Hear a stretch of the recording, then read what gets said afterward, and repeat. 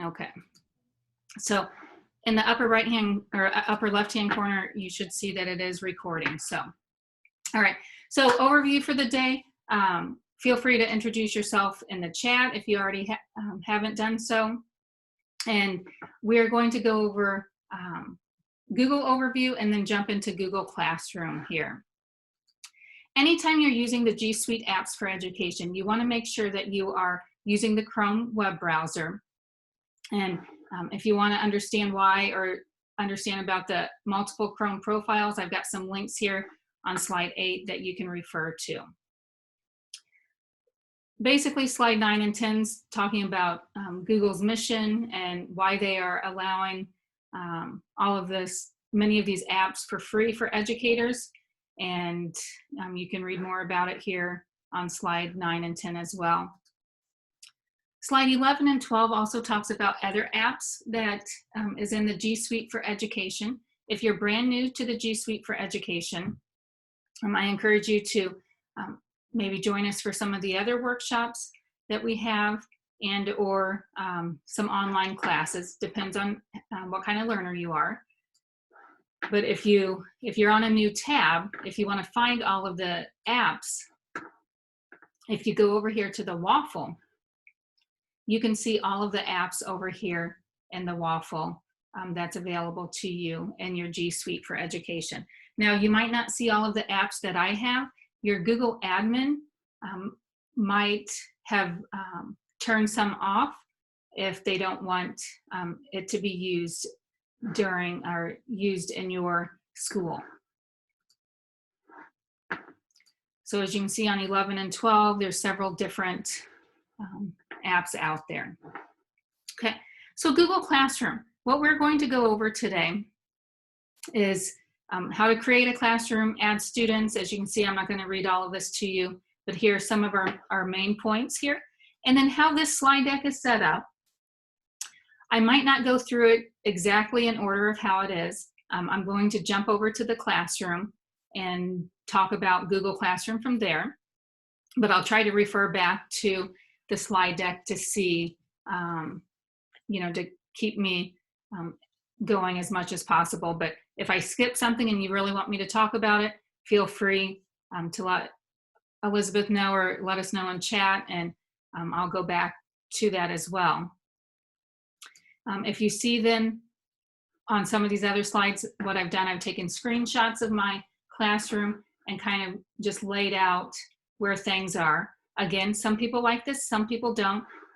One thing with technology here, it does help you differentiate your lessons with your students so much more. So I'm going to go ahead and switch over to my Google Classroom. So how can I go to my Google Classroom? There's a couple different ways. Another thing that's with technology is there's multiple ways to do the same thing. That may drive some of you nuts, and that may help some other people, because whether it's your students or other teachers, they may do it one way and you do it another way. Again, our brains are wired differently, so it's nice to have these different options out there. But one way to do this, I can go to the waffle here, and I can go to my classroom here. I can also go to classroom.google.com. So any of the Google apps that you have available to you, you can always type in the name of the app, .google.com, to get to it. Another thing, if you could even put it in your shortcuts here, I could add shortcut and add my Google Classroom here. I could bookmark it. There's just multiple ways you could go about going to Classroom. So I'll just go ahead and go to classroom.google.com.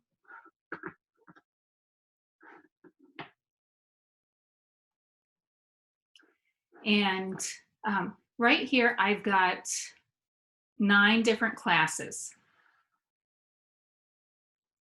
in my classroom. Anytime if I want to add a new class, all I have to do is come up here and hit the plus sign, and I can either create a class or I can even join a class.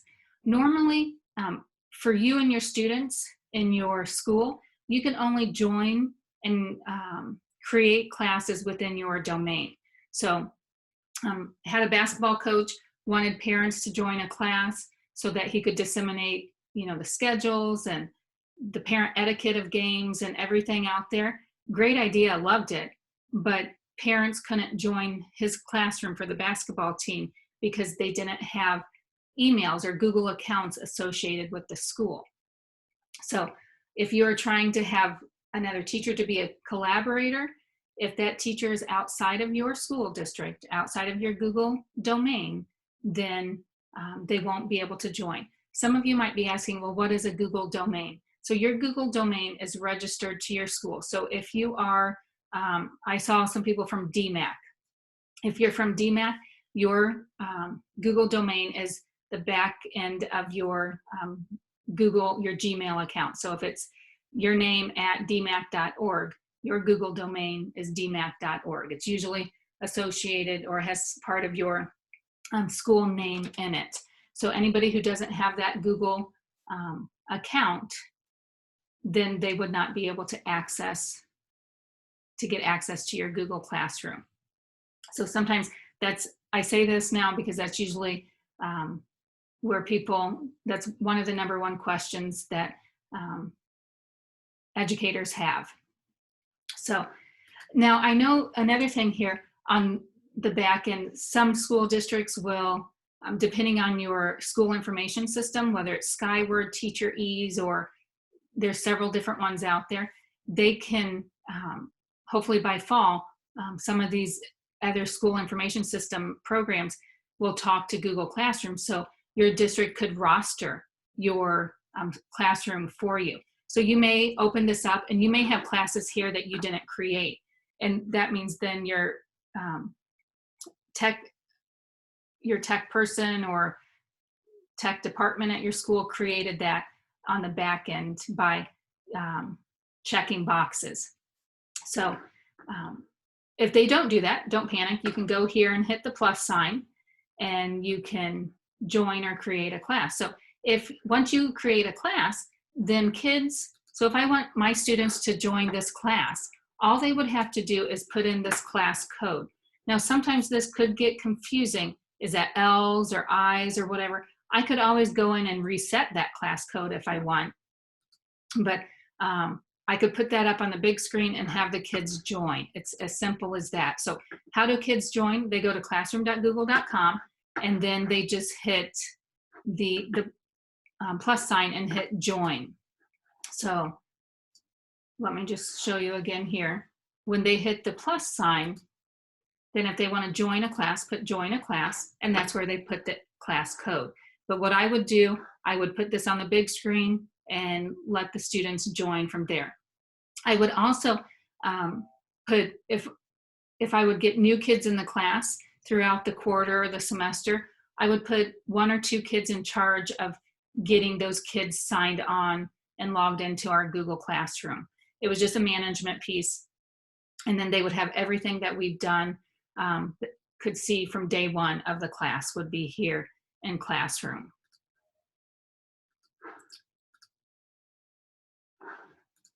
So how does Google Classroom work? So what's nice about this, when I started to use Classroom, it was nice because, you know, I would have students, if they were gone, absent for a day or 2, they said, oh, what did I miss? Did I miss anything? And, you know, sometimes they're sarcastic. Mrs. Schwartz would say, oh, no, we didn't do anything while you were gone. But with Google Classroom, if they have technology in their house, if they had access to a phone or a Chromebook or any device, they could access Google Classroom from home. They didn't have to wait until they got back. So it's nice because you can store and share online resources for the classes. You don't have to go and search in Google Drive all the time. Oh, where is that at? If you know you've posted it on Classroom. Another thing with Classroom that helped me was, you know, when students were absent, I didn't have to find where my extra copies were. They just go to Classroom, they can see everything we did, everything, all of the assignments were posted there, and I didn't have to go search or go make more copies. Or if, you know, a student lost a paper and I ran out of copies, I didn't have to take time and go make more copies.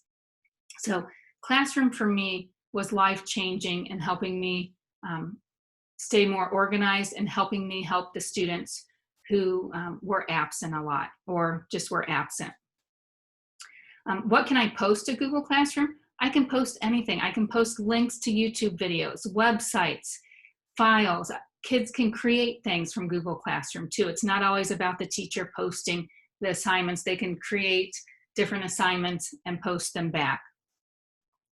And then what's nice about Google Classroom, once you create that class, then on the back end, you will have in your Google Drive, you will have a folder called Classroom, and you will have a folder for each of your classes. So we'll show you that here today as well. But another thing that I had trouble with is how the kids were naming their files. They didn't have to think about naming the files anymore. Google, pushing it out through Google Classroom, it automatically names the file for them, besides automatically saving their file for them. So again, for Google Classroom, this was life-changing for me, and it helped not only me, but it helped the students. They couldn't tell me anymore the dog ate their homework. So here on slide 15, I showed you, I opened it up, the differentiation workshop, that's the name. Right underneath it was the class code, and then here's a Google Meet link that brand new here the last few weeks. Because of remote learning, Google got that right out to us. Then we'll talk about the class stream. So I'm going to switch back over to the classroom. Again, I don't mean to frustrate anyone out there. If you don't want to follow along with me on me sharing the screen, feel free to look at the slide deck if that's how you learn better. So different ways to go about this workshop today. So here in Stream, what Stream allows you to do, you can just post anything here in Stream if you want a message. It doesn't have to be graded. You can just post a video if you want them to watch it. But then another thing that will be posted here in Stream is when I post new assignments. So again, you have control over all of this. So I guess if you don't get anything from this workshop, hopefully you'll remember two things. Remember about this gear, and remember about these 3 lines here, which is called, sometimes people call it the hamburger, because when you hover over it, a circle like a hamburger bun is darkened. So again, you can call it what you wish, but that's what I hear most people calling it. So why am I going to talk about the gear? Because right here in Stream, I told you, you can control what's here in your stream. So if I go up here to gear, so right here, I've got the class details. Can I go back and change the name of the class? I can at any time. I can add in all of this information. So if I don't do this in the beginning when I create the class, I can do it later. Again, one thing with technology, you can always go back and change things. It's not set in stone. Here's the class code right here. So if this class code confuses you or your students, you can always click on this down arrow and you can reset it. You can disable it here as well, and as you can see, copy or display it. So disabling it, if you don't want anybody to join after a certain time, you can disable it. But I always just enabled it because I would always have students drop the class or join the class with schedule changes, so I couldn't control that. And here with Stream, this is where you can control what's in the stream.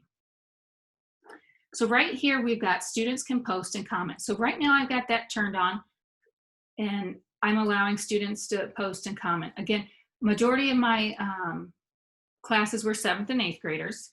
Sometimes they could handle it, sometimes they couldn't. I would always keep it on and leave it as a teaching moment and talk to them. Hey, you know, I'd give them a chance to see what they could do in Stream and how they can talk back and forth, and then tell them that everything you post there can be seen. So try to get in some digital citizenship lessons within Google Classroom here, and that again, everything that you post there can be seen. Now, if for some reason we had trouble and some students were abusing it, I could turn it off. I could put it where students can only comment. you know, even after I've tried to teach them about digital citizenship and everything, I could have control to where they could only comment, or I could have control where only teachers can post and comment. So you do have control over that. And then there is a spot back on stream that I'll show you here in a minute where you could just mute one student. So instead of turning this off for all students, you could keep it on for students, but then just kind of turn one student off. And you do that in stream. Another thing, classwork on the stream. So when you go and post assignments in classwork, and I haven't gotten there, so don't panic if you don't know what I'm talking about, I can have a condensed notification to show in stream. If I don't want it to show in stream at all because it's too busy and that's not how your brain operates, you can hide the notifications. You could also show attachments and details. So again, my suggestion with some of these, try one class, or try out one item here at a time to see what you like.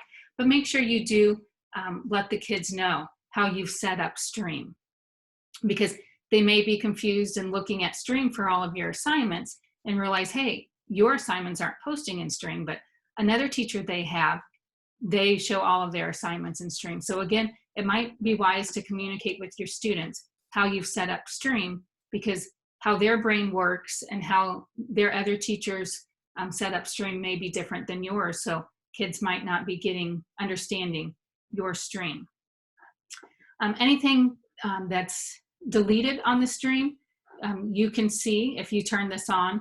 And then also guardian summary. So if you have it set up where guardians can see summaries, they only get to see a summary of their students' work and class announcements. And if you click see example there, here's what guardians can see. They can't actually see the Google Classroom. So if they want to see the Google Classroom, you just have to let them know, hey, have your son or daughter sign into their Google Classroom, look at the Google Classroom through their login. But if not, the summaries, they'll get an email, and but they have to, on their end, they have to verify that they want the emails. They will see the missing work for their child, upcoming work, and class activity.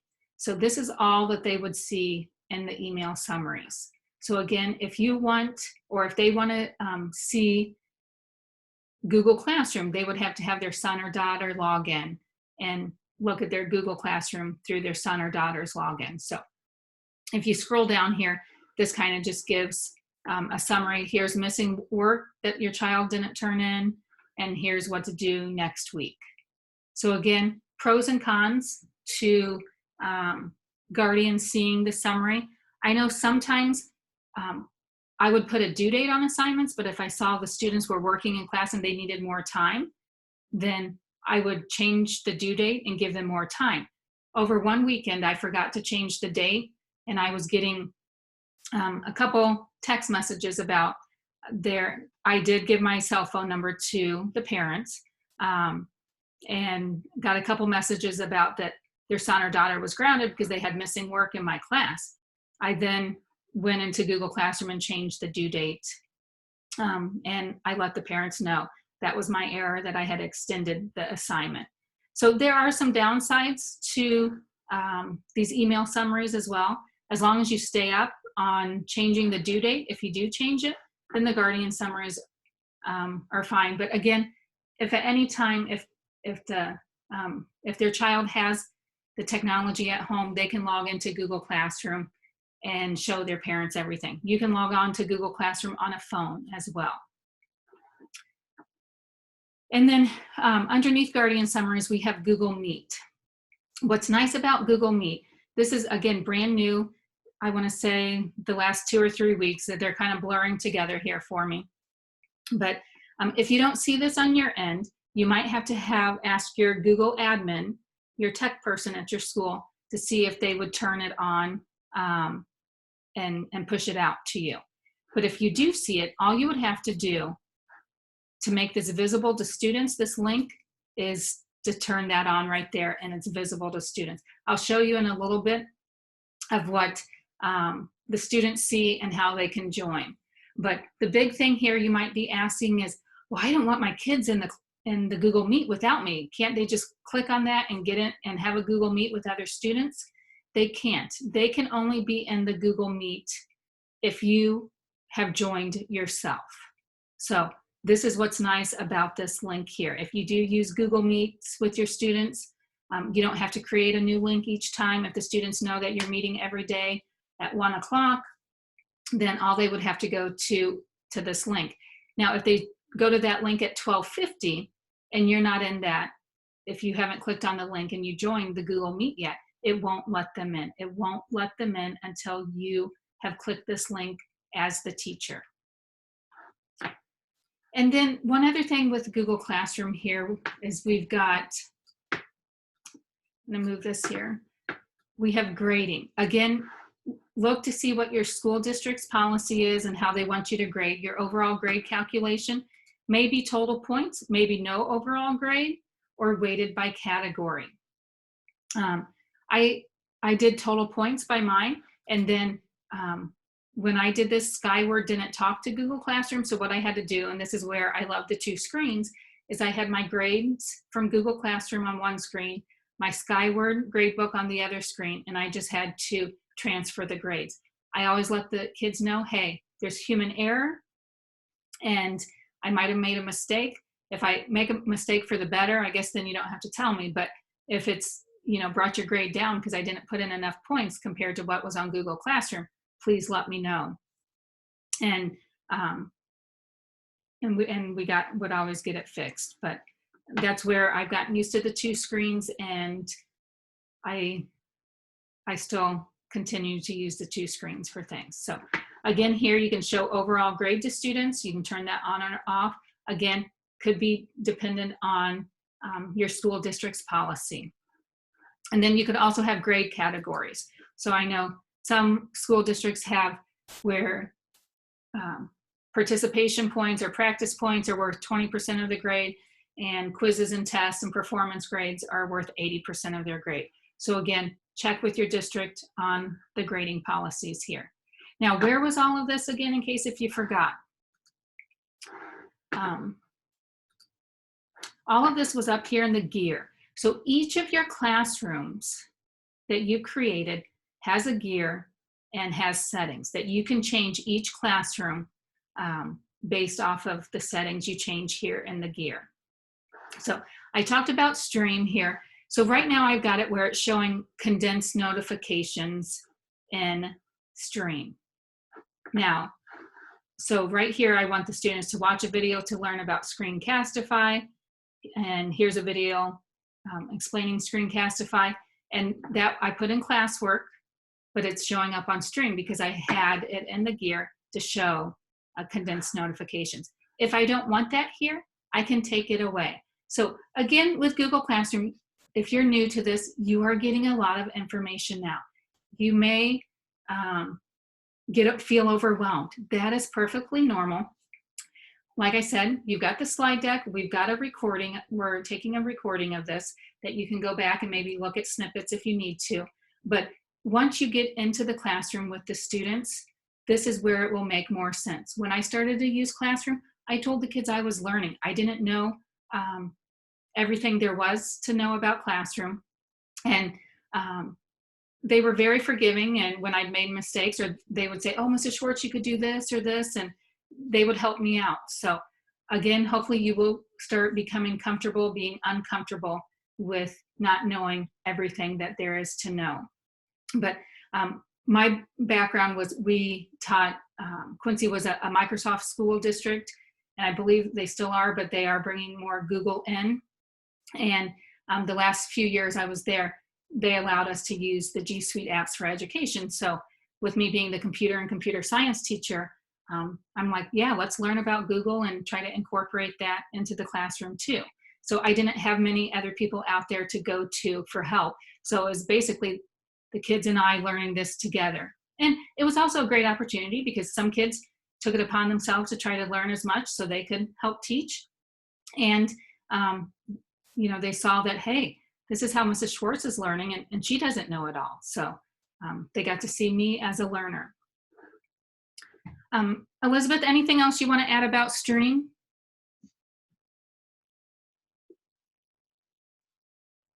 Oh, you're muted, Elizabeth. Sorry, No, that's fine. Still in the chat. I think that you've covered a lot of things. I've been answering a few questions. I've had a couple of special education teachers reach out about that they would be able to see the people, the participants in the class, so the other students. And so, and I've had this question with some of my own teachers as well.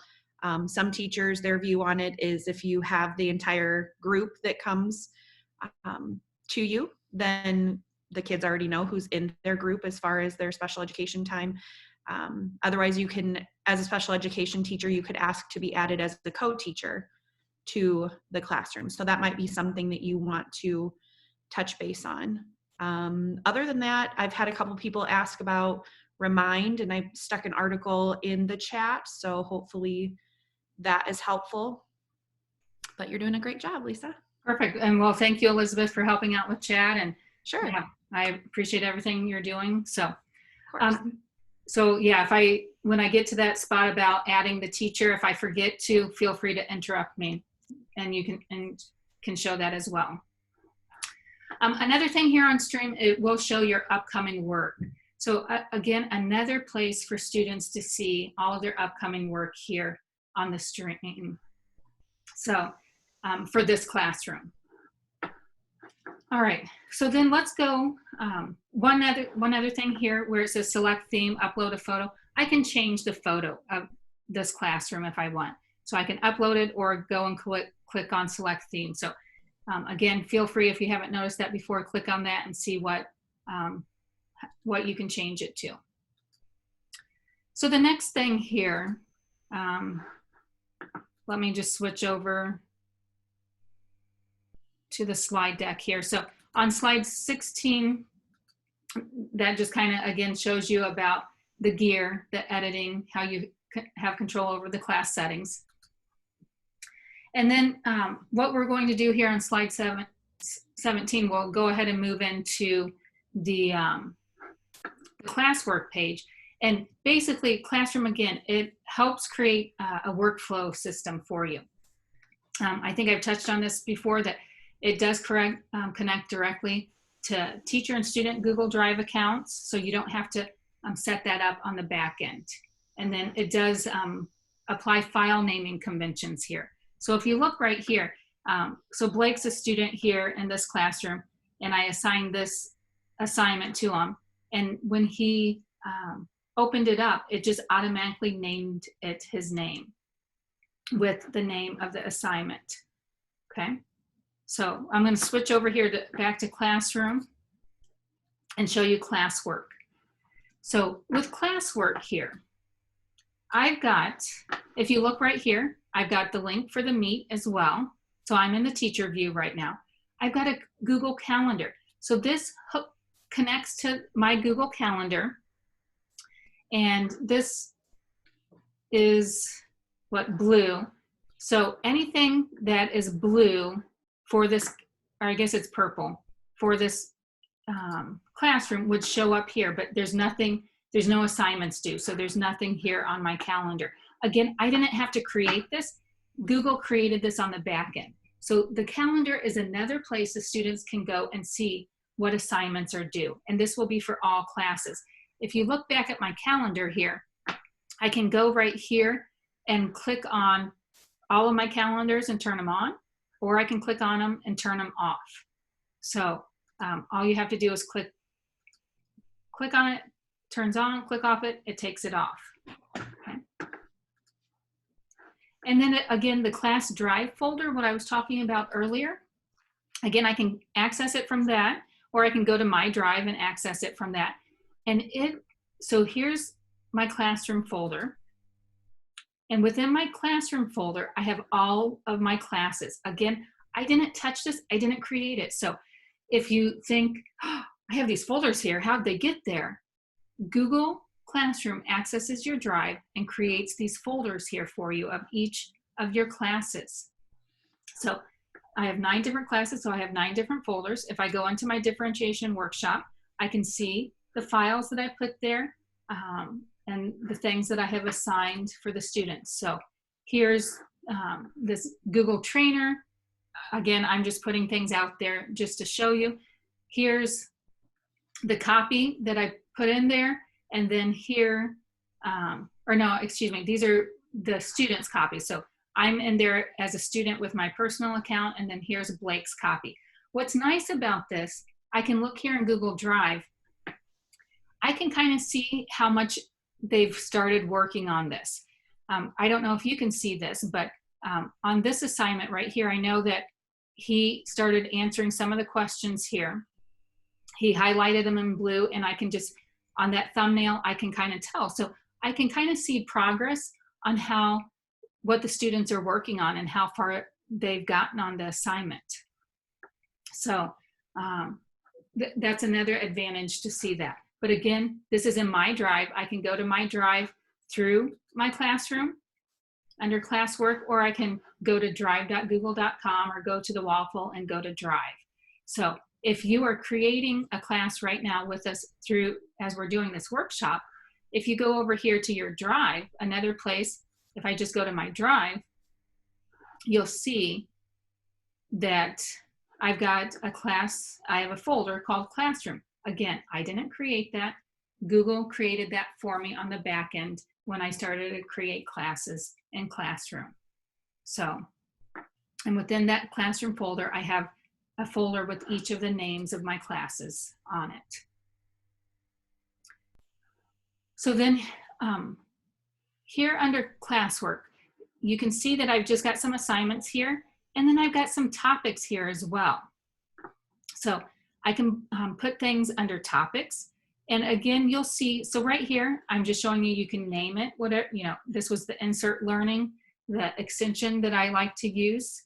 I put assignments under that. If there's questions, I can organize it just for questions. If it's math, I could just put math.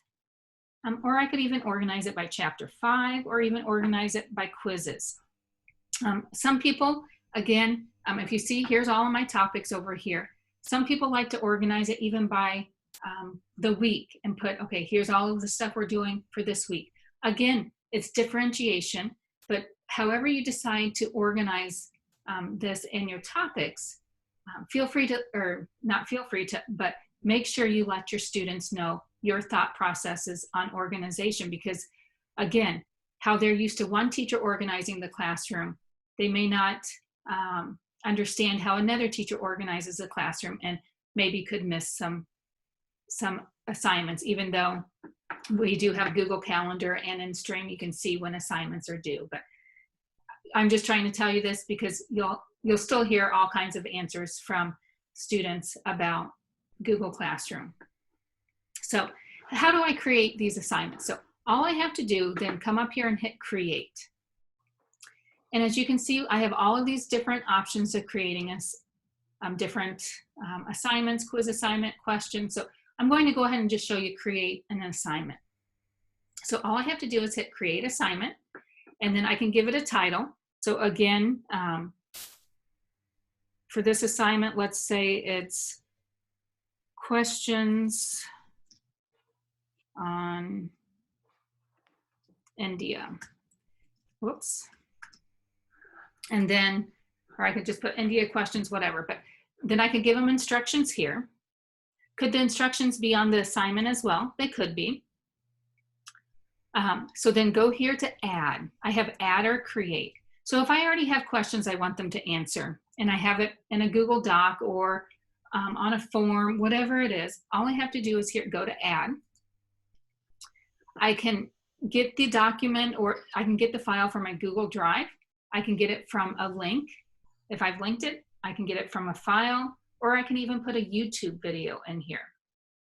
So if I go to Google Drive, and again, in Google Drive, I can upload it. I can go to my drive. I can go to shared drives, starred.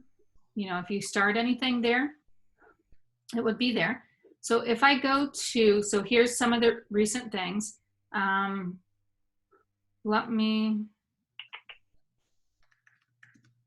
If I go to my drive, let me just get something out of there from a question.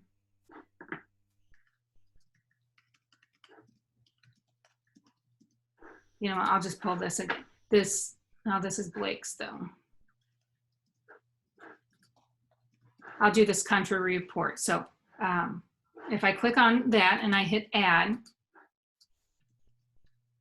what that does, it has the country report here. If I had questions on there, I don't know if I had questions on there. So then what I can do, I can have the students view the file. I can have students can edit file, or I can have a copy made for each student. So if I want them to type their answers on that and not change the questions, I would want it to make a copy for each student. If I wanted to give them editing rights, that means then they can change the entire document. They can add questions and delete questions so that they could edit the file. Or I could have students just view the file. But if I know I want students to type in their answers on that file, I would want them to make a copy for each student. So if I click on that, it makes a copy for each student. Now, I can come up here, and right now it's going to my differentiation workshop class. If I want it to go to other classes, I can select all the classes that I wanted it to go to. Now, if you saw this, when I clicked on another class, this grayed out. I can't change this. So I'm going to just select one class for now. So I want it to go to differentiation class. And within my differentiation class, I can have it select what students I want to give this to. So if I want to give this to Blake, but not this student, then I can just uncheck that student and it's going to just go to one student only. So if I need to differentiate and give this student, Lisa, a different assignment, I could do that, but just I would have to set up a new assignment for her and to send it to her. If you see, if I do select another class right now, this is grayed out. I cannot select what students I want to give it to if I select more than one class. So if I want to be selective and work with one class only and not give it to all the students, I can only select one class at a time. But if I know I want to give it to all these students in all 4 of these classes, then I just click those 4 classes and I can send it out to those students. And all students would get it. Okay. Now, points, I can put points, I can put ungraded, but anytime if students saw it was ungraded, they didn't think they have to do the assignment. So I would always put points. Now, let's say I put 10 points there, and later I decide, you know, as we're explaining the assignment or talking about it in the class, to change the points. I can always go back to change the points. Again, this is not set in stone. Due date, again, you can change the due date, but right now, if I want to put the due date as May 8th, I can put a time optional, like this needs to be turned in by 11:59 on May 8th. I don't have to put a time, but you can put that there if you'd like. Topic, I can put this under a topic. So if I know this is under chapter 5, if that's how I want to arrange my topics, then I can put it under chapter 5. If my topic's not there, I can create a new topic right here, or I can just say no topic. When I go back to my classwork page, you can see there's a place where I have no topic, some of them not a topic, and they're just at the top of my classwork page. So I'll put it under chapter 5. I can add a rubric. I'll explain rubrics later here, and originality reports. I'll explain that later as well. But this is just the gist on assigning an assignment. Now, I'm assigning it to one class. I've decided to assign it to all students, but I could change that since it's just one class. And if you come up here where it says assign, right now, if I'm ready to assign it, I can go and assign it. If I'm not ready, if I know once we get back into the classroom, I've got, if I know I'll be gone tomorrow, I can have this go out at 8 a.m. So I could schedule it and have it go out tomorrow at 8 a.m. If I don't want the kids to see it ahead of time until they're in class, I can schedule it. Now, I could also just save it as a draft if I want. You know, I started on it and then I need to go back to it. I'm kind of holding off, not assigning it yet because seeing, you know, maybe we're finishing up this assignment and maybe I want to might change the due date, but again, I could change the due date even after I've assigned it to the kids. So if I'm ready to, I can just hit assign, and then it will be assigned to the students. But again, if anything, if you make a mistake on any of this, you can always go back to change it, except for one thing. One thing that you can't go back and change. So if I go back to create assignment, and oh, you know what? Let me just go and edit it. I put it under the Chapter 5 topic, questions on India. I come down here, click on these 3 dots, and go to edit. So I can edit it. And let's say, oh, I didn't want each student to get a copy. I want them just to view the file. I can't go back and change that. I don't know if you see where my mouse is right here. It's grayed out. I can't go back and change that. So if I don't want each student to get a copy, what I would have to do is delete this whole assignment and start over with a new assignment. So we have a question in the chat that a few people are asking. Yeah. Asking if you can schedule to multiple classes at once. Can you go over how to do that? Yeah, great question. And yeah, there's so much to cover here, and I was thinking about that earlier. So yeah, so if I go back to this questions on India, so thank you, Elizabeth. And I don't want each kid to have a copy. I just hit delete, but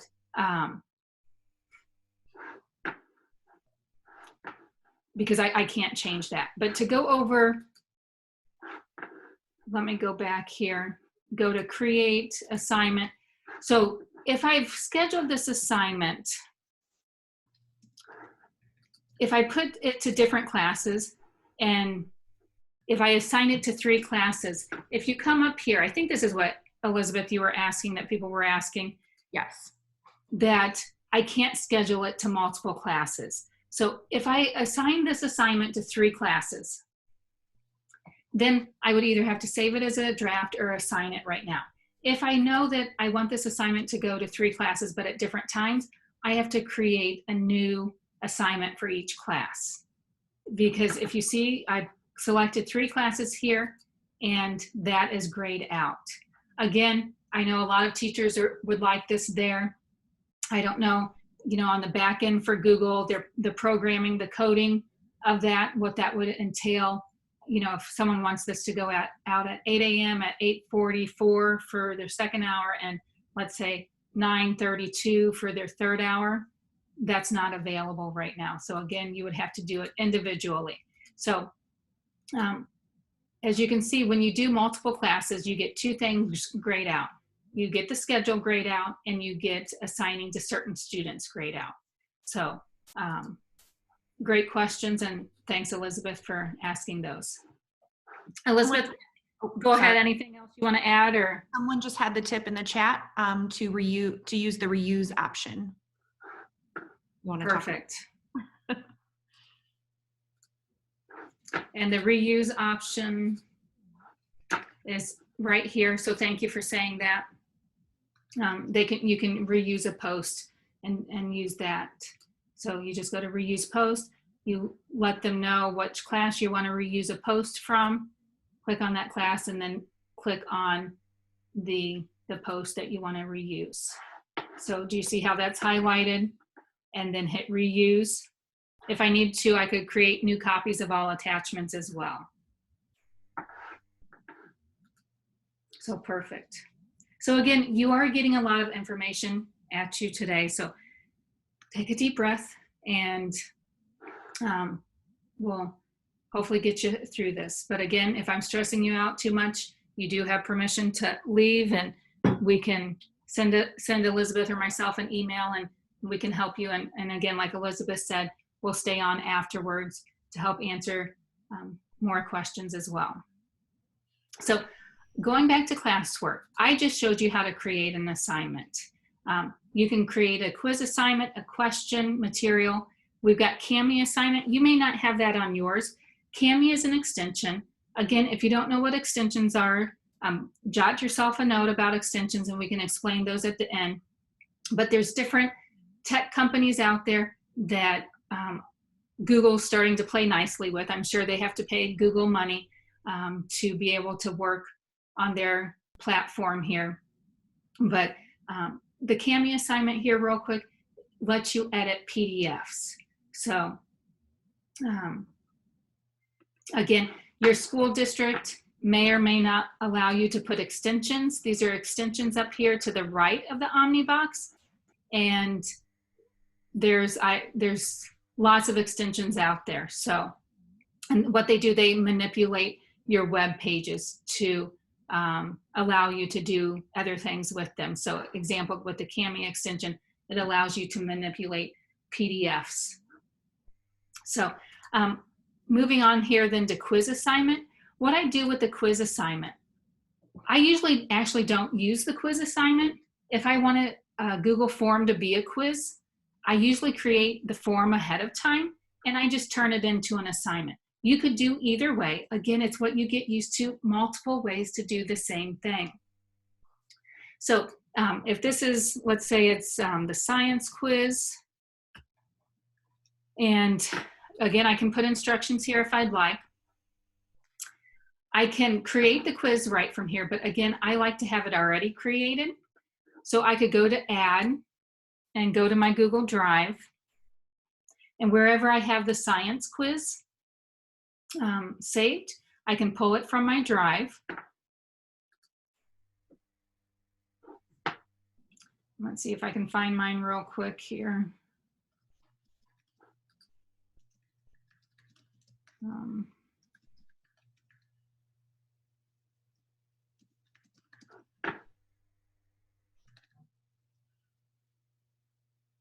Let me just put this one in here right now.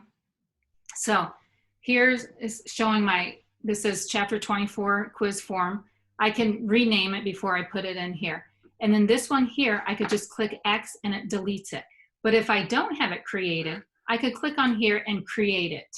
But again, if you already have it created, then you don't even need to do this form. You can just X it out and it goes away. Now, this is when I created the assignment, create quiz assignment. Could I just go to create assignment and throw the quiz in there? I can. Same thing. It looks exactly the same. I just didn't have to hit that extra button of clicking that X to get rid of the extra Google form that it created there. So again, if you're new to forms,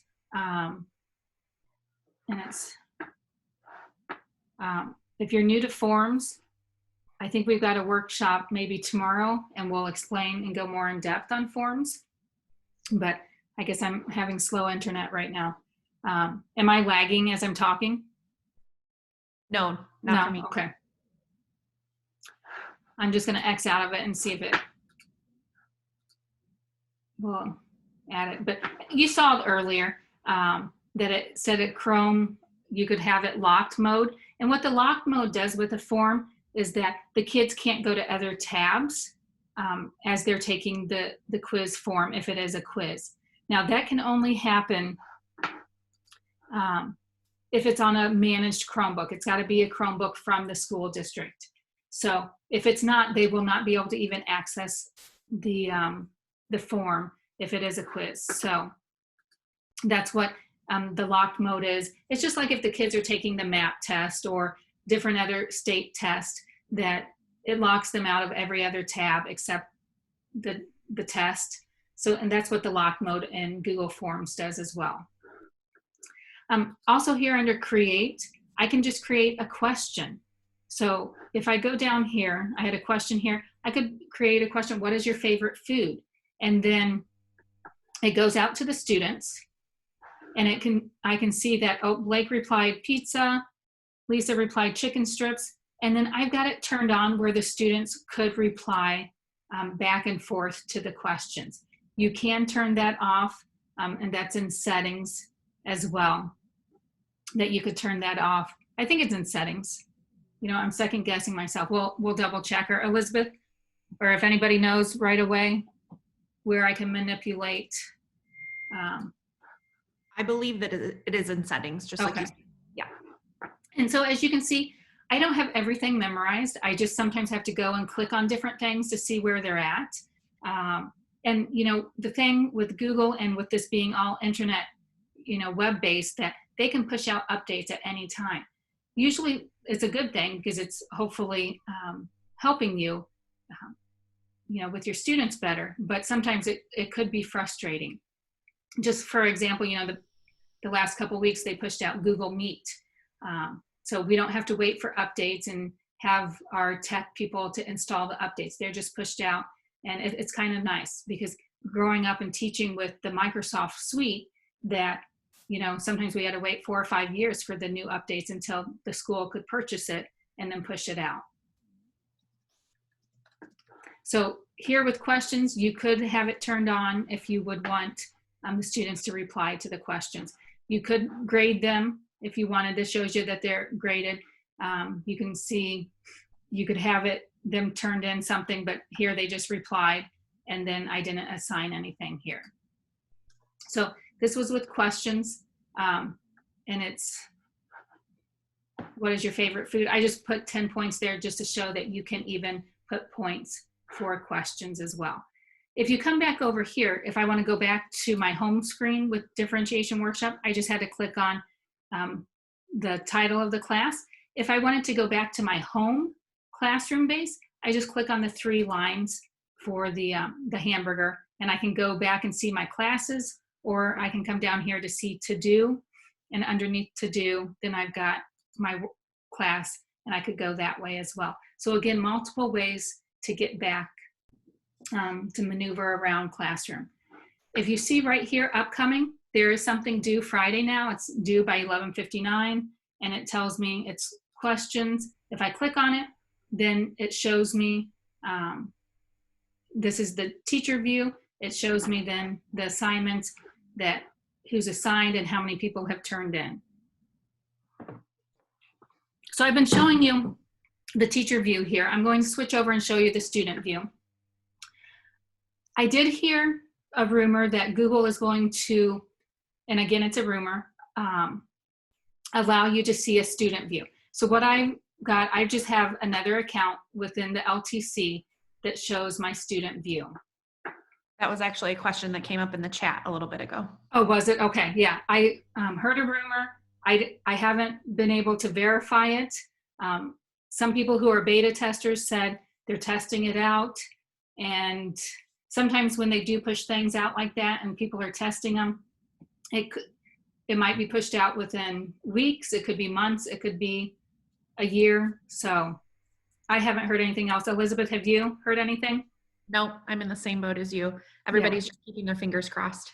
Yeah, and a lot of people are doing that, but I did hear someone is testing it, a trainer is, and but I don't know where they're at with their testing. So what I've done here, I've got within the LTC, I have a student account, and so here is the student view. So if I was the student and I wanted to go click on Meet, it's saying, hey, sorry, you can't join this. Is it broken? No, it's not. What Google has allowed us to do is students can see this Meet, but they can't join until the teacher joins. So once I go back and join the Google Meet, then Blake, the student, can join.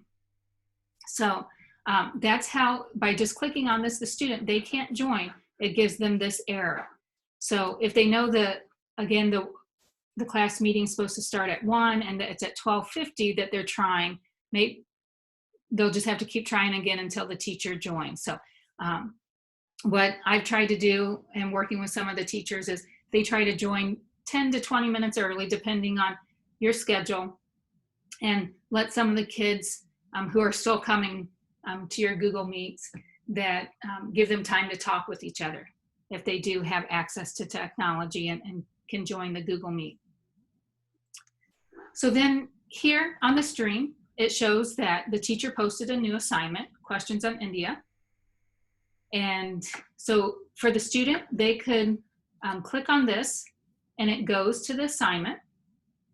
They could also go to Classwork and see it. So this is why it's important, if you do have topics, that you again, let them know how you've got it organized and you're thinking, because it could be overwhelming. Like right here, I just have some different things I tried. I didn't put a due date. This isn't under any topic.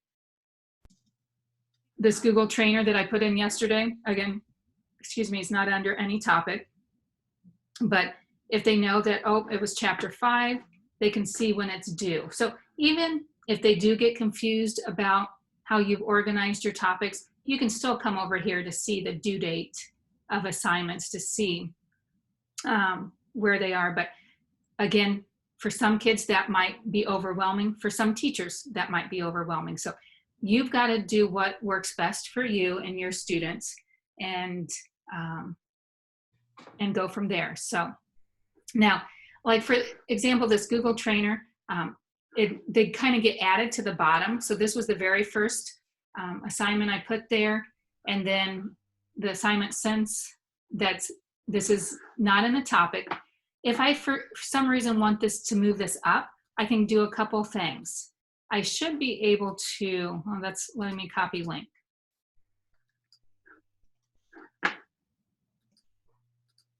I was wanting to show you how you could move it up. Elizabeth, do you know what I'm talking about? How you could drag and drop the order of things? You should be able to grab it and. Yeah, did they change that? Or am I just doing it wrong? I don't think you're doing it wrong at all. I'm not sure. Okay, we'll have to get back to you on that. Right now, how we used to be able to do this, we can maneuver. Oh, you're in the student view. I'm what? You were in the student view, I believe. I'm in the student view. So the student view can't. The teacher view can't. The teacher view can change the order of these. So yeah. There's a good question about the Meet. If you want to just pause for just a second. We have somebody that's wondering if their internet goes out in the middle of a Google Meet, if the students can continue to attend. And I wasn't exactly sure because that hasn't happened to me yet. Lisa, do you have any?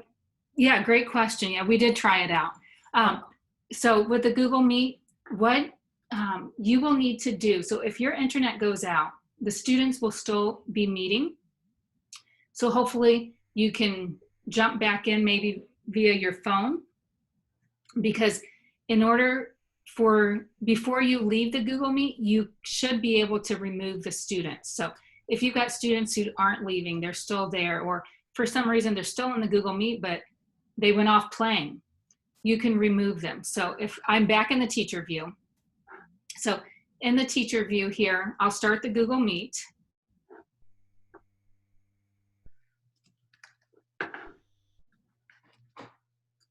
And so let me mute myself so you don't hear a bunch of feedback.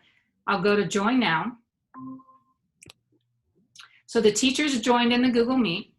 Then if I go to, and I probably won't keep this on too long because it might make me lag here. If I go to the students, if I go to Google Meet here, then it should allow the student in. So do you see how the screen's different since the teacher's in? Again, I'm going to turn off the microphone there. This camera's coming from my camera from my laptop here. So you'll see two different views. And I can see who's all in here. And right here, this is Blake.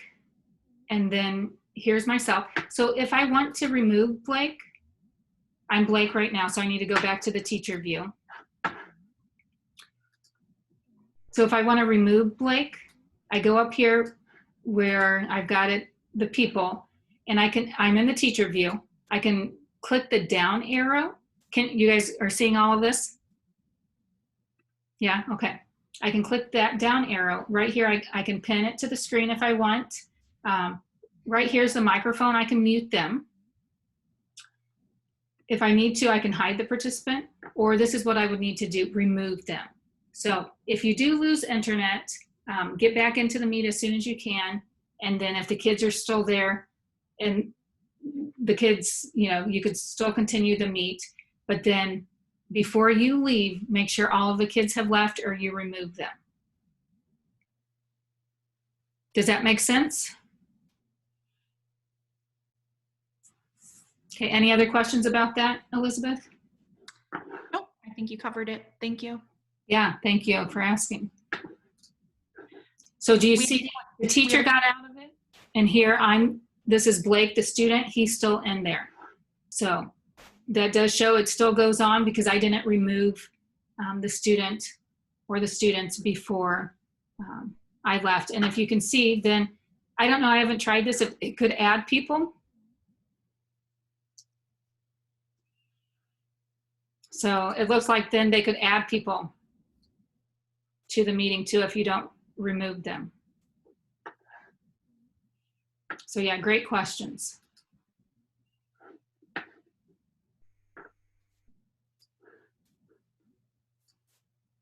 All right, so let me go back to the teacher view here and show you what I was trying to do when I was in the student view. So in the teacher view, if I wanted an assignment to be moved up, I could click on these 3 dots and the teacher has access to edit the assignment, to delete it, or to move it up or down. When I clicked on this in the student view, all I had was copy link. So the student doesn't have access to all of this. So if I wanted to move this up, it can just move up. Or I don't know if you saw that I was trying to grab it. I can grab it and move it where I want without hitting those 3 dots. So come here, I can move it down. So I've got different things. Again, same thing with topics. I can move topics. So if I want this question to go above insert learning, I can grab it and drag it and go above. Or again, click on the 3 dots. I can rename the topic, delete it, move it down, or copy the link. So you do have access to editing this throughout the year with your classroom. So if you go back here to create, I can just create material. So if I go to create, and let's say I want to add just a YouTube video, I don't want them to, they don't have to, there's no assignment to it, I just want them to watch it. I can put in the title, whether it's on, maybe it's on something about the India culture or religion. And if I've got a video out there, so if I go to add, I can go to YouTube. If I have the link, I can put the link in here. If not, I can search it. So if I want to search India, and then it'll come up with, well, right now, all this coronavirus, but let me just put India religion if they needed to learn about India religion. And let's say I previewed this, I like this video here. I just select it and I just add it. And then the video is there. One nice thing about putting YouTube videos or any videos in Classroom is it does not show the ads. And then when this video is done playing, then it doesn't start showing another video. So again, I can put it in multiple different classes, assign it to multiple different students within one class. I can put it under a topic if I want to. If not, I can just put no topic. And then again, I can post it, schedule it, or save it as a draft. So if I post it, I'll have it post right now. I didn't have to give it a due date or anything. It just shows that it was posted here. And then if I go to the student view, and I go to the student, it's posted here in stream. Again, I can turn that on or off as a teacher. It's up to you. And then it's under classwork and it's posted right here. And then right here, do you see these different icons here? This is material, this is for assignment, this is a question. So they have different icons there as well. So you can put the different types of assignments under whatever topic you choose. But let's say with this assignment here, I'll go back to the teacher view and I want to edit it. If I wanted to put a Google form in here or a Google Doc, or I want them to answer questions or write me a summary, what they could do, I could add it if I want, or I could create something right now, or the kids could create it once they get into the assignment. So I can say maybe watch a video and then complete,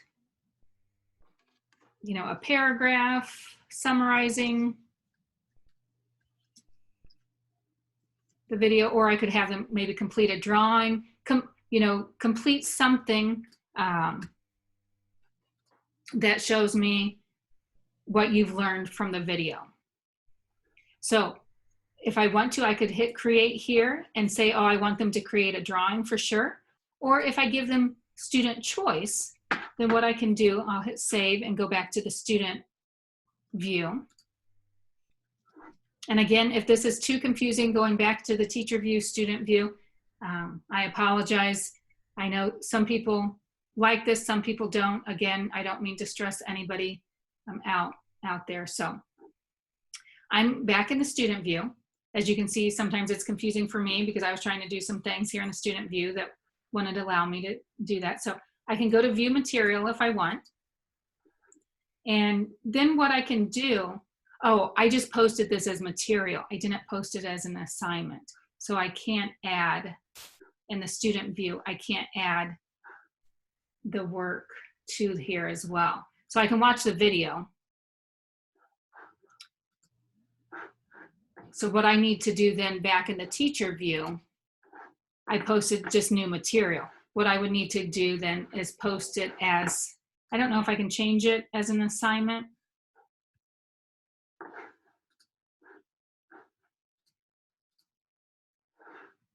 So I've changed it material, but I don't think I can change the type. Can I change the type? No. So I would have to just go back to a new assignment. And then this is where students, I can add the video here and then they could create a document. So if I go ahead and I'll add a video here again real quick.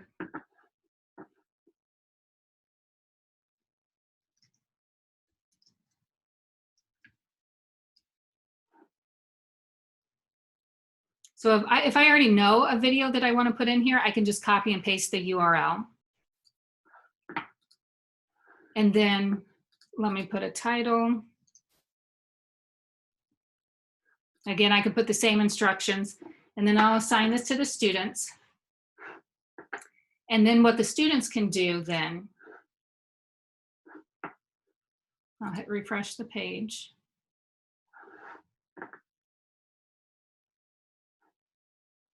So they'll be able to view the video, and then they should be able to right here add or create. So I don't know if you saw the difference there. When I just did material, the students couldn't add or create anything to the post. But when I created this as an assignment, then after they watch the video, I want them to create something.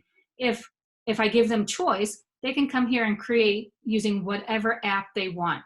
If I didn't give them choice, then it might have a doc attached to it, or I might say that in the document. So if I let them choose what they want to create, then here it's creating a Google Docs.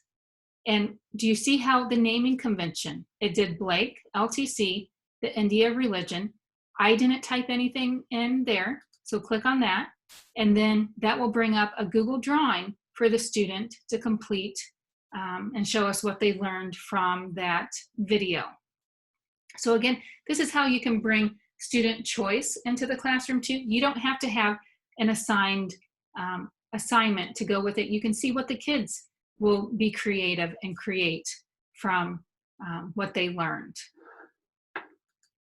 So that was just assigning, still going back and assigning an assignment, but not adding any kind of file to it. They just created it here themselves and they had choice.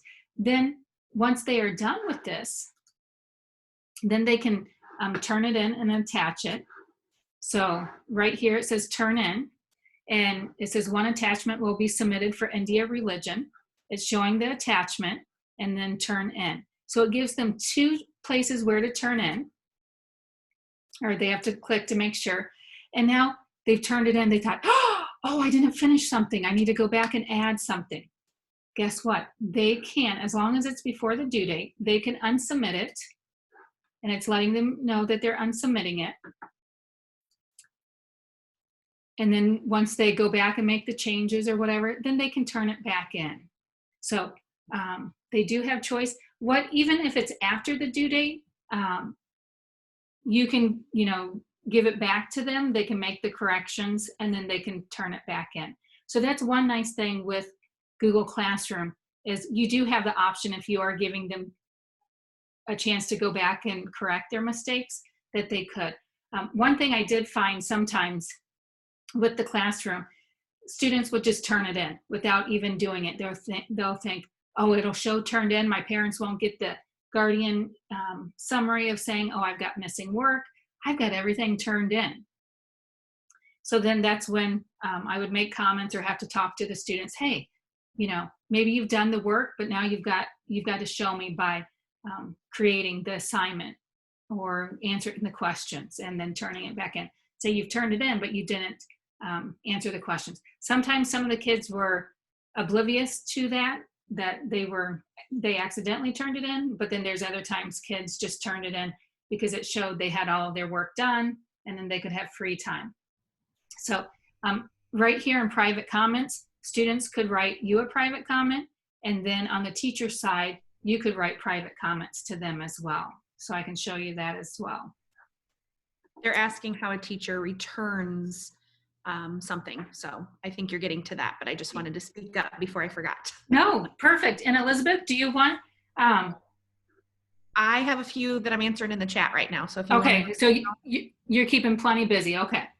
I'll speak up if I have something else to add. Okay, feel free. Thank you. Of course.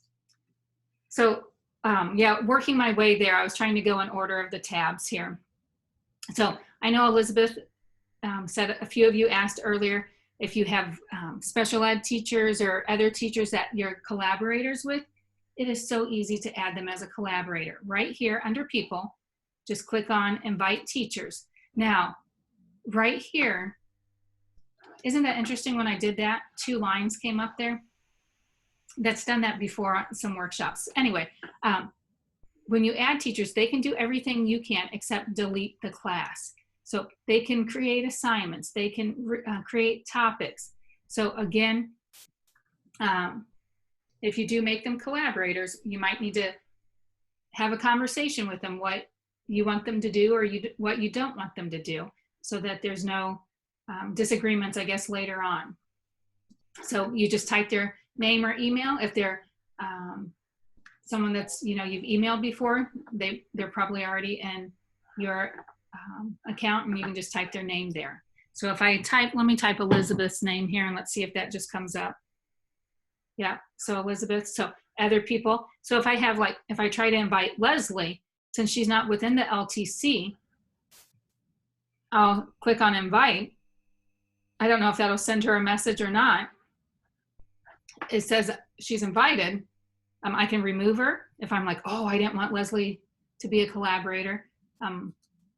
Email, it looks like, I can email her. But again, I can remove her. But would she be able to be a collaborator? And she wouldn't, because she wasn't within the LTC domain.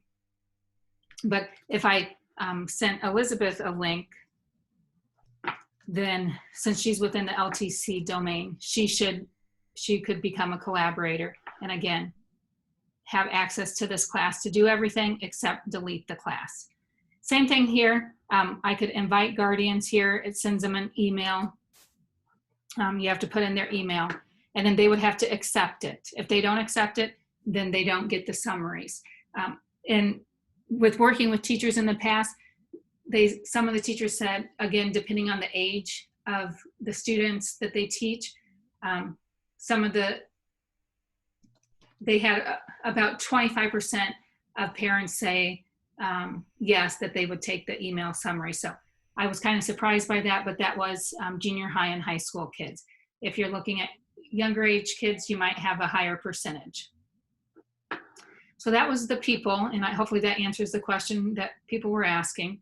And Elizabeth, I know you're busy, but if you have time, does it just send you an email? And yes, I'll double check that right now. Okay, when you have time, because I'm with this new set up. I haven't invited people to be a collaborator. So then the question, what was the other question about grades, Elizabeth?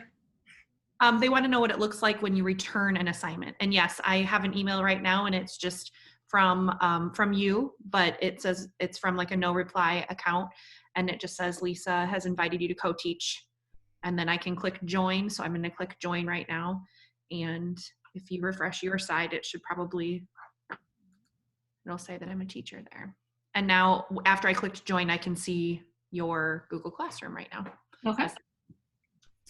And so what's nice about this then, if she was helping create assignments for the class, she can go in and create assignments and add work to that. So could be pros and cons. Just make sure to have a conversation with your co-teacher about expectations. So then grades, how to return work and things. So if I look, I might jump into a different class. Let me jump into a different class here. So if I go over here, again, I can jump into a different class here, or I can hit classes and it shows me the different class. And if I go to grades here, this will show the work. And what I can do then, if I haven't returned it, I can return it from here, or I can go to view submission.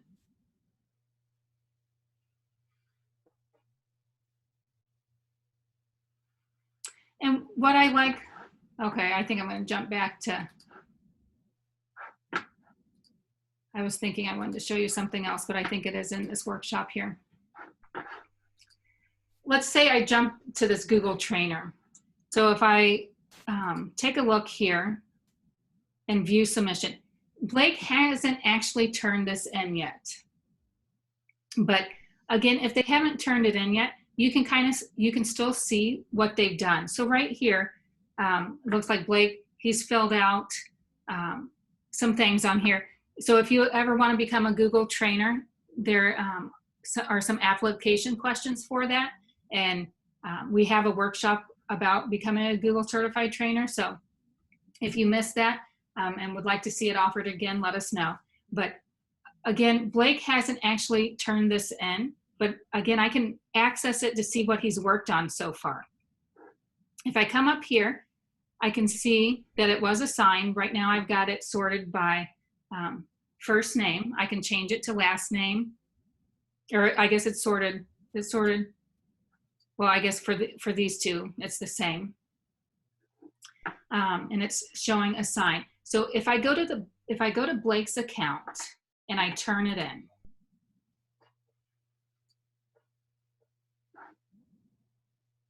so right here, this is Blake's assignment. Let's say he's done with it. If you look up here, it's showing Blake that I'm seeing his document as well. And again, this was just shared out through Google Classroom. I didn't have to go to the sharing permissions and share it with me. It's shared with me when I put it out in Google Classroom. Let's say he's done. He can turn it in here. He clicks on turn in. Then it comes up again, hey, do you want to turn in your work? If so, one attachment will be submitted for Google Trainer. If that's the case, turn in. So he's turned it in. Again, if he wants to unsubmit it before the due date, he can. And if I switch back to the teacher account, I'm going to refresh my page.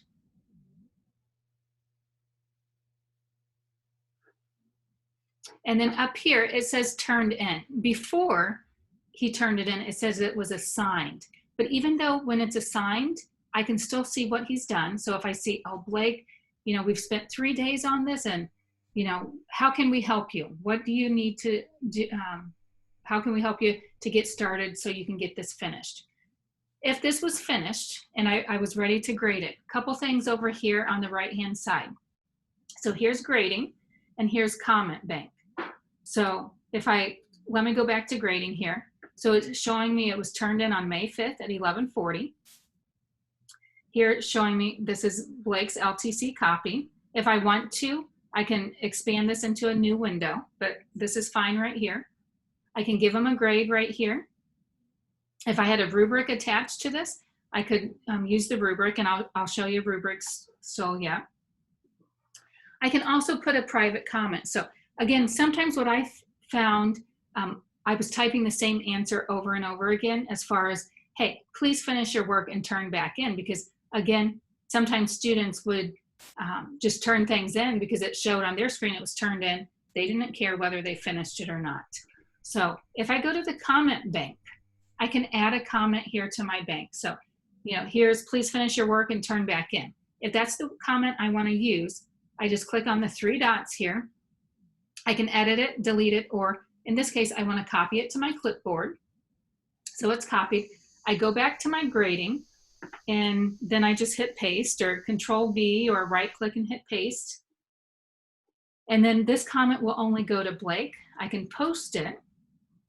So he's going to see that, sometimes then I would give them, let's say, hey, you get 10 points out of 100. So again, some kids would be happy with that grade. If I knew that a kid would be happy with that grade, sometimes I wouldn't put a grade in there and I would return it to them. So it showed that they still needed to work on it. I don't know if you guys have kids who might be happy with that grade and they'd be satisfied and move on, because at the end of the day, for some kids, what was important to them, that they had things turned in, whether it was quality work or not. That was a different story. So then I could come up here, it says not returned. What I can do, I can return this right now, or if I've graded several, I can just return multiple submissions right now.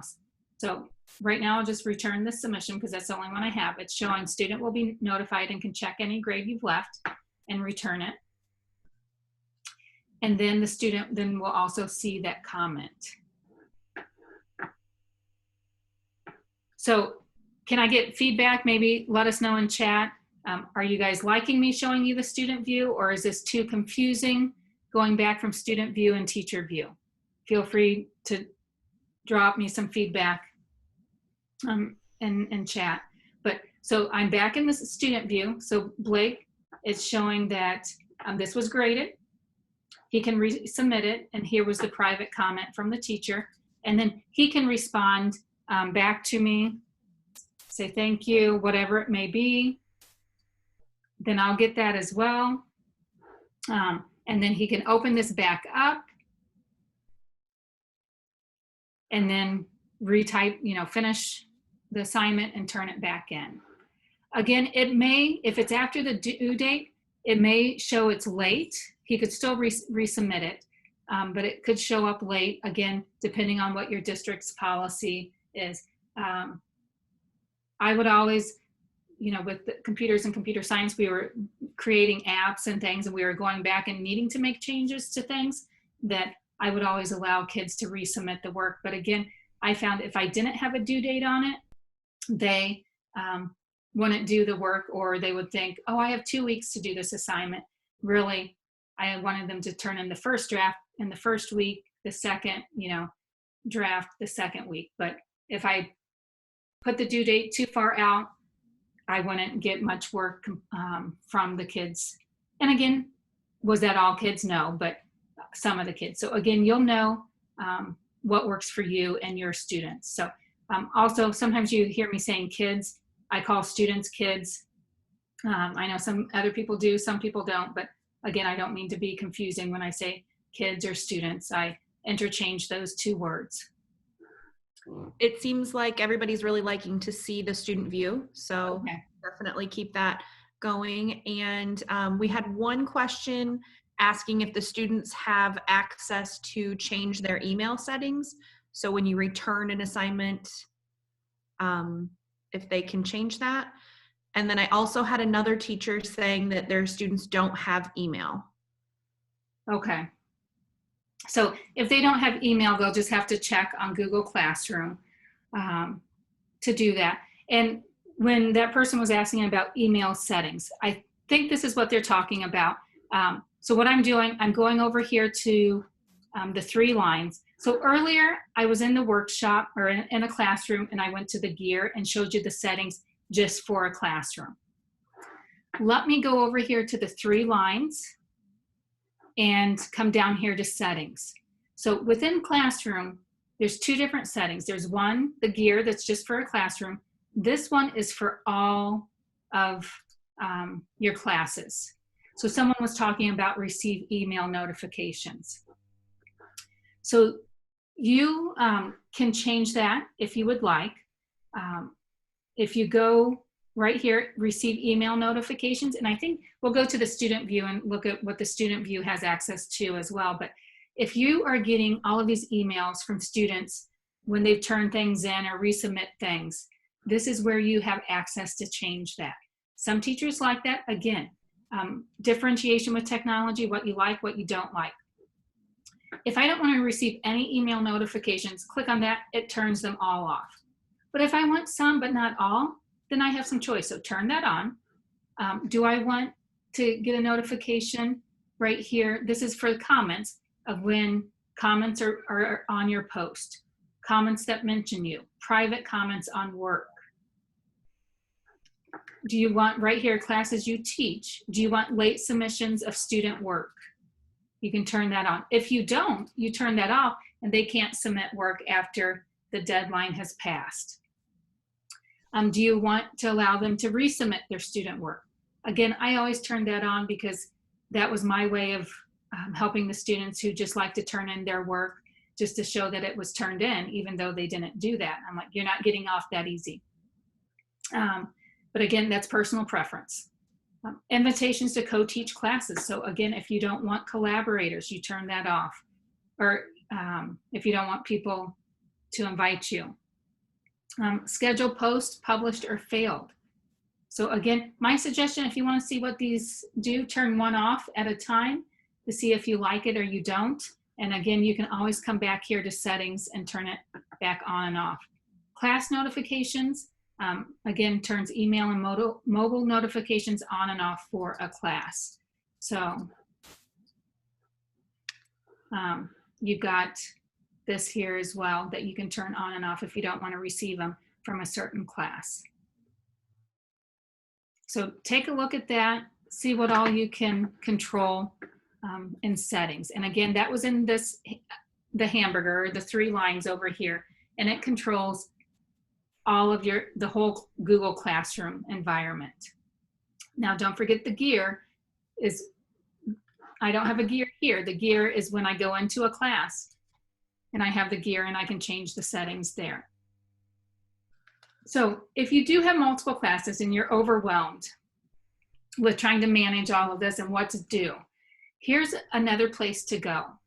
If you go to do, this will give you all of your classes. This will kind of show you who's turned in what, how many is assigned, and kind of give you an overview of what's to review and what's been reviewed. So again, another view to see the work that you've assigned. Some of you might like it, some of you may not. Again, it's the differentiation and what you've got and what you like to look at. So that was under the 3 lines, the hamburger and the to-do list here. We had a question about do you have an assignment that you have graded and then we can look at it from the student side of things or commented on maybe to see what that looks like? Yeah, okay. So if we go back to this, thank you, great question. So here's the comments that I did and it shows it's graded. So if I click on this assignment, then what the student will see, here's the assignment. There's no changes on that, but then if I can go into, I'll go back into Classroom here. Up here it says 10 out of 100.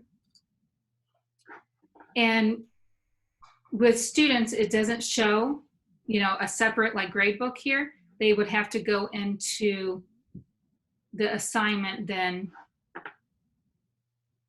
So that was the Google Trainer one, right?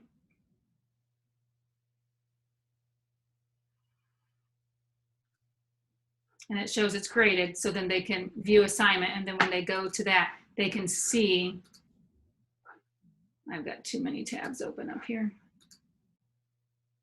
When they open this up, they could see what grade they got on it from here. Elizabeth did, oh, yes. Go ahead. About the comments as well, so you can see that the comments are right there on the right-hand side.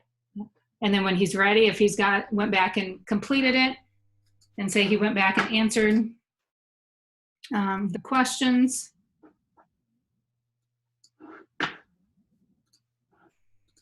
then he can turn it back in and resubmit it. And then it's saying, hey, do you want to resubmit it? And it turns it back in. And then so what it shows here, it's still showing his grade of what he got on the original one. Again, he can still unsubmit it right now. And then on the teacher view,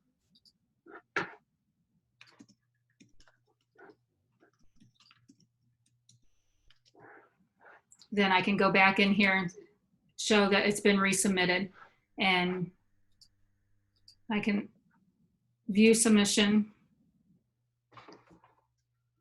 and then I can regrade it.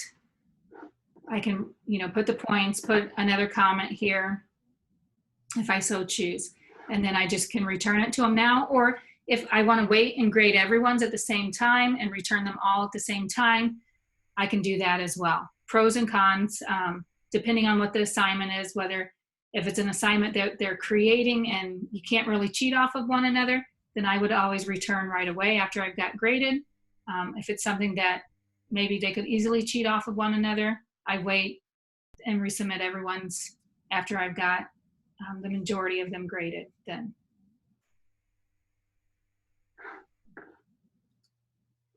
All right, I know that we didn't, I don't know if I had said that we would try to take a break in here, but again, if you're needing a break, feel free, go take a break.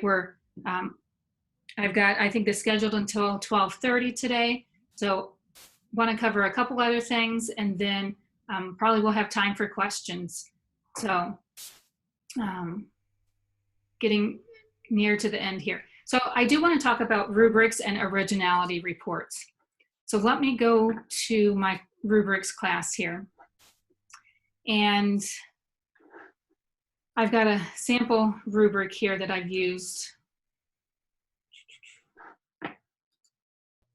I don't know if the rubric's on this one. So when I'm creating this assignment, let me go and, okay, I had to check if I was in the teacher or the student view here.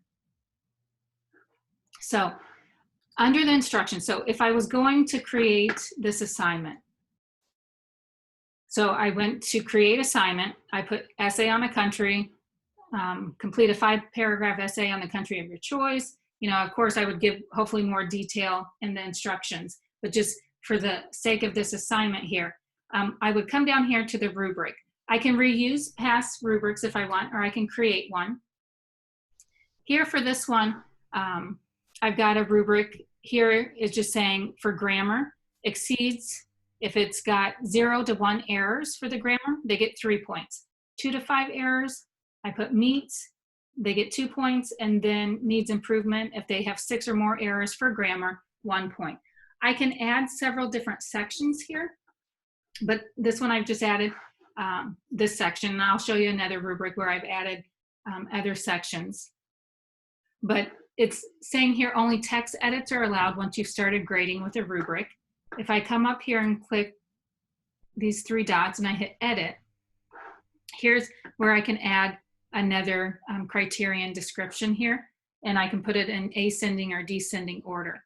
So my suggestion with rubrics, if you start using them, play around with them and put in different points to see what you can do. So right now, since this assignment was already due, I can't add more criterias here, or I can't add more points if I want to have a column for 0 points. I don't think that I can. But before you start, you could. So right now for this rubric, that's what I've got. So let me show you then what it's going to look like on the grading end of it. The other thing here, the originality reports, within the Google free, most of us work with the Google, the G Suite apps for education, the free version. There is an enterprise version, but with the free version, we get 3 originality reports for free within the free version. And what Originality Reports does, it takes their work and looks for if it's plagiarized. What's nice about this on the student view, they can check it before they turn it in. So hopefully then they see, oh, I need to reword this. I copied this word for word from the website. So hopefully it gives them a chance to then reword it so then it doesn't, they don't get dinged for plagiarism. So if you look right here, this goes more in depth about Originality Reports, and I will explain that as I'm showing you this here on Google Classroom. So I've got this assignment here. This was the teacher view. This one has a rubric attached to it and an Originality Report. So then if I go to the student view, so I think Blake is in the rubrics class. No, he's not.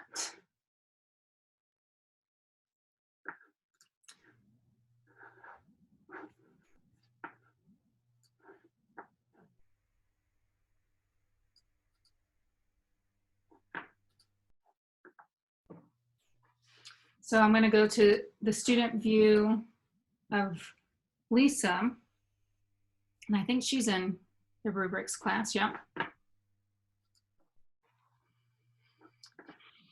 So then if I go to this assignment, I can go to it from my stream or I can go to my classwork. So again, multiple ways to get to it. I can go to Essay on a Country. And so here's the student view. So here's what Lisa completed on her country report. And then right now it's asking request edit access because Lisa has turned this in. So let me see if I can return this so then we can see.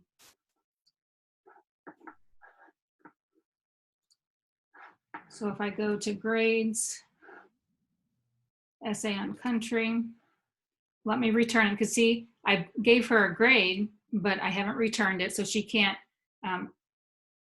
change anything on it. So let me return it to her.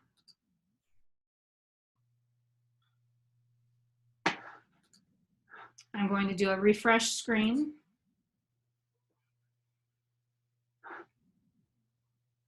And then if you look up here, it doesn't say request edit access. So in order for students to go back and make changes, you have to return it to them.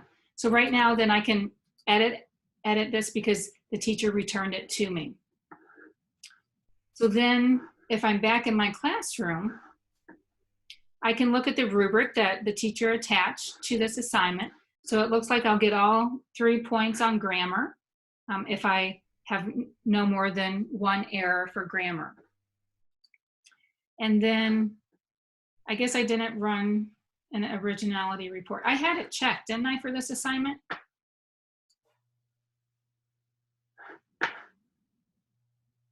I guess since I already ran the originality report, maybe I can't run it again. I thought it said it allowed me to run the originality report 3 times. So did I have it on the, no. Did I have it checked on this assignment? So I don't know if you're seeing as I'm clicking on different assignments, how I can go about maneuvering here within Google Classroom. If I go to instructions, it doesn't look like I had the originality report on here. So let me see if I can go back and edit it, hit edit. Oh, or hit edit, sorry. I do have it clicked there. Maybe since I already ran it, it won't allow me to show it.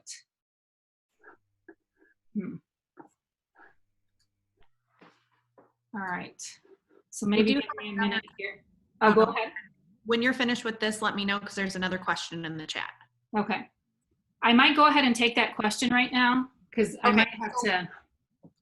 play with that one a little bit? Yes. A few of us are wondering how it would look if you marked something wrong, and then how the students would see it. So not necessarily using a rubric, but if you were marking something wrong, someone asked earlier, like if you could do that without adding a comment, what that would look like. Okay, great question. So to mark something wrong, what I always did was I would bold the answer if it was on a document, or put it in the comments here. But I don't know if other people have used Google Classroom, what they've done, but you can highlight it. Again, this is suggesting, and I could let them know, hey, this isn't the right answer. I could put a comment here. If I wasn't, in the suggesting view, it highlights what I'm highlighting, and I mark it that way. I'm trying to think another way that I've done it. Elizabeth, have you done it any specific way? No, that's what I was just trying to think. I think that I've really just used the commenting and had some sort of that my students would get used to the way that I did it, whether it was highlighting it or making it bold. Yeah, that's all I've done. Is that the right way to do it?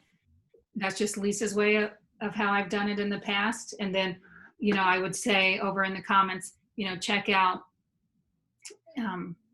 So they'd like you to make a comment and then flip over to the student side of things to see what they see. Okay, so make a comment right here.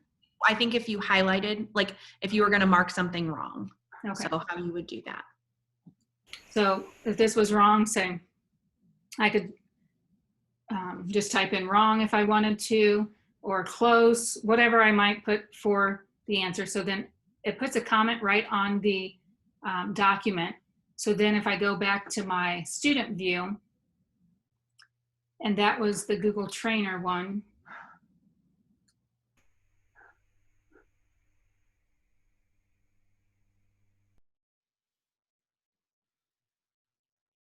And then it just shows it's highlighted, and then it should bring up the comment but I haven't returned it to them, so they can't see the comment yet. So let me return it to them.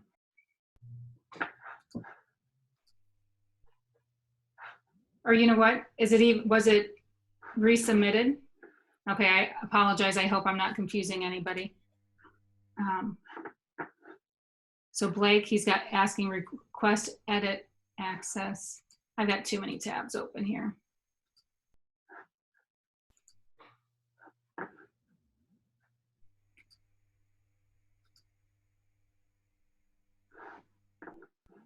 So it's showing it's graded. So let me go back here.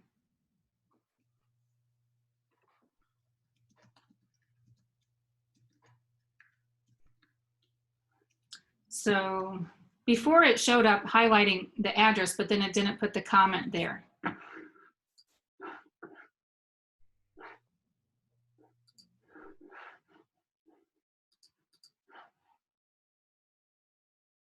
So good question. I think I'm doing something wrong here. Well, I know I'm doing something wrong. It's asking request edit access, but it's not letting me return it. I'm in the teacher view.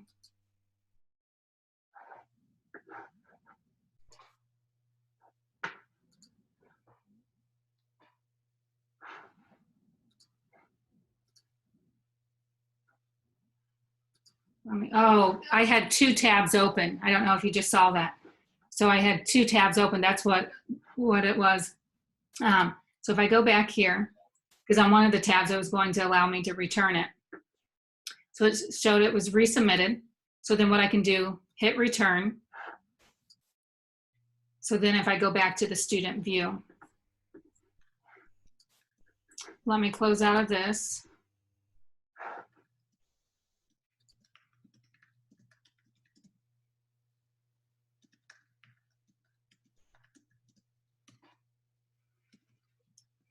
So this was returned. So when I returned it, then they can see the comments. It's highlighted and it shows wrong, or whatever comment you want to put on that.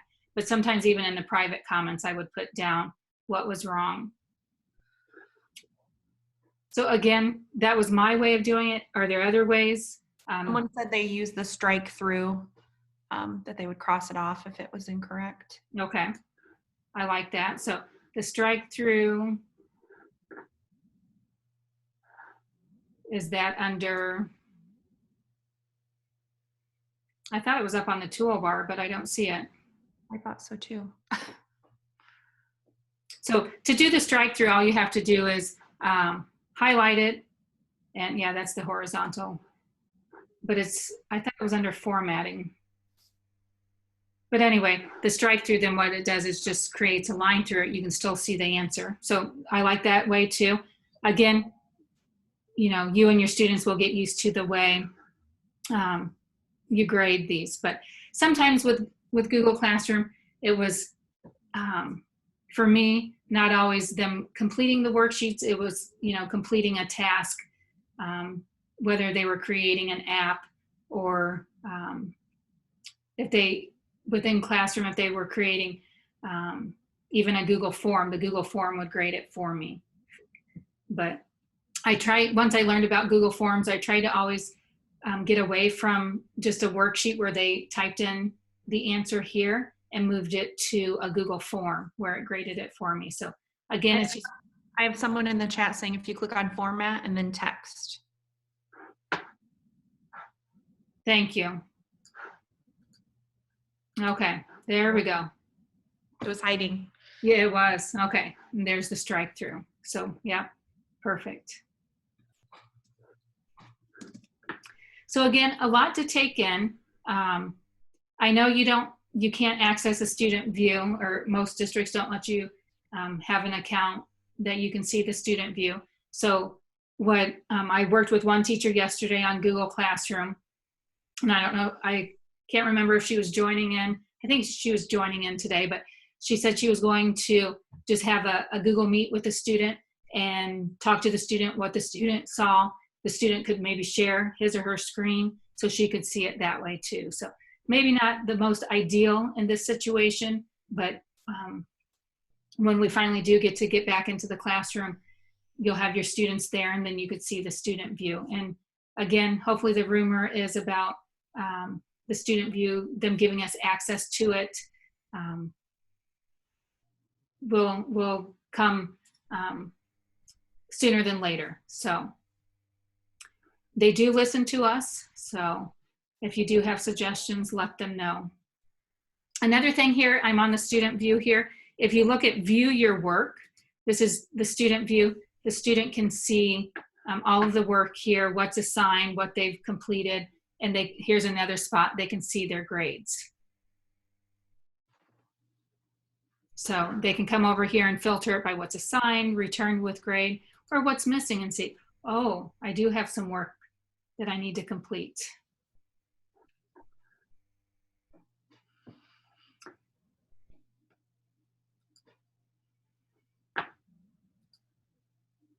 I want to see, I know I have another rubric and I was thinking it's on one of these math assignments here. So here's another example of, you know, if you do teach math, that they can complete and even show their work with their math. So it's not necessarily just one right answer here. And this was created by Kelly Hilton. So she's one of the HyperDoc ladies. If you have time, check her out to see what all resources are out there that you might be able to use. And what's nice about with technology is there's a lot of free resources out there. You don't have to go to Teachers Pay Teachers.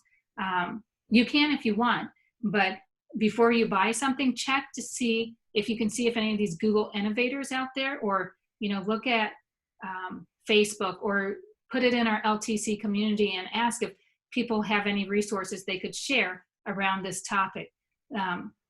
What we're finding is there's lots of people out there who are willing to share and help each other out. So feel free to even email Elizabeth or I, and we can even put it in the LTC community until you get used to doing that, to see, to get you some other resources. But here with Google Classroom, you know, hopefully it will make your life a lot easier and organize and help you manage the students that might be absent a lot. So, or to help you manage this time during remote learning as well. I was going to see if I can show you another rubric. I do have another rubric here, but I can look that up here in a minute. I was going to show rubric, oh, and then originality reports. One other thing with originality reports. So,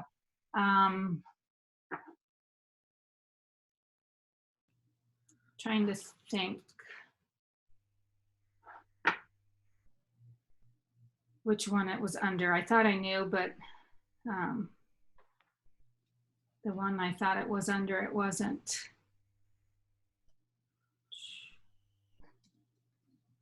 Were there any other questions, Elizabeth, while I'm looking? That we had someone asked about if they could insert a rubric from Excel that they have made, or if the rubric needs to be made within Google Classroom. Good question. They can reuse rubrics, and yes, they can insert rubrics from Excel. So that is helpful, especially if you have them out there.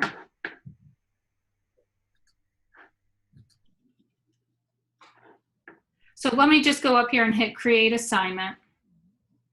And my brain's not remembering right this minute. So if I go and create an assignment, you know, country report, and come down here and click on Originality Reports. Right here, it does remind me that I get 3 assignments with Originality Reports. So for this class, I haven't used any. So that tells me, that's why I'm thinking it is in my, I want to say it's in my rubrics class that I've done. So I'm going to try, if I go to create assignment, and if I come down here and hit Originality Reports, okay, 2 assignments with Originality Reports left. So I know it's here, and you know what? I think it was where I was showing you, but does it, I think maybe, does it expire after a certain time? It does, so that's why it's not showing me again. So I'll go ahead and, for time's sake here, create, I'll just put India country report and hit Originality Reports. I was hesitant to use these up because they only give me, you know, 3 per class, but I'll go ahead, I'll hit continue. What this will allow the students to do then to check their Originality Report against their writing. So what I'm going to do, I'm going to go to essay on a country. I'm going to just copy and paste what's in here and then throw it against the Originality Report on a new document for the student. So, and I thought I had it all ready to go, but then I forgot there, it does expire after so many days.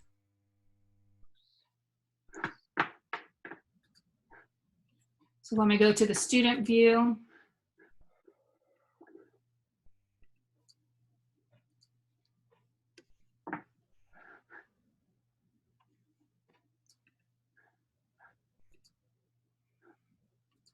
And I need to be in the rubrics. Oh, he's not in the rubrics class. Okay. So what I'm going to do, I'm just going to copy and paste this into the new assignment. And the new assignment was the India country report. I'm student Lisa here. I'll view assignment. What I'll do, I'll go here and add or create. I'll just go ahead and create a docs. So again, if me as the teacher knew that I wanted students to create this report with docs, I could go ahead and create it, save the students one less step. If not, if they had choice in the matter and whichever app they wanted to use, then they could come here and create it themselves. Again, all I had to do was push the button to create a doc. It put the student's name here and the title. I'm going to go ahead and put paste here. And then on this document, if I click turn in,